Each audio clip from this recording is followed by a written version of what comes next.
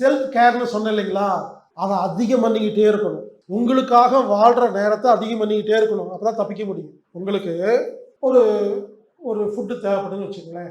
உங்களுக்கு ஆசையாக இருக்குது, ஒரு கேக் வாங்கி சாப்பிட்ணுன்னு அவர்கிட்ட சொல்கிறீங்க ஹஸ்பண்டுக்கிட்ட, ஏங்க இந்த கேக்கு ரொம்ப பிடிச்சிருக்குங்க, வரும்போது வாங்கிட்டு வாங்க. வாங்கிட்டே வர மாட்டார். இப்போ என்ன பண்ணணும்?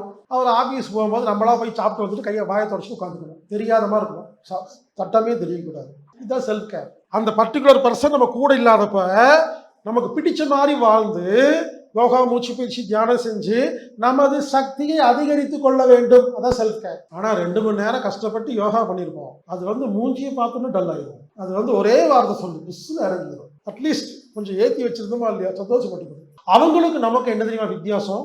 அவங்களுக்கு எப்போ என்ன தோணுதோ அப்படியே பேசிடுவாங்கங்க.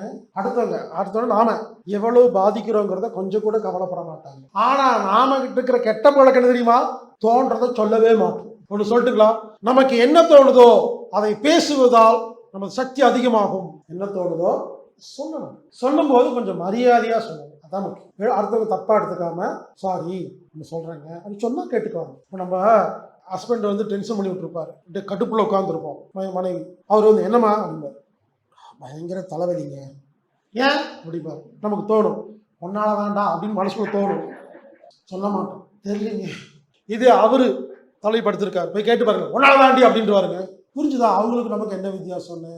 என்ன தோணுதோ அப்படியே பேசிடுவாங்க. ஆனா உங்ககிட்ட மட்டும் தான் பேசுவாங்க, மற்றவங்க கிட்ட பேச மாட்டாங்க.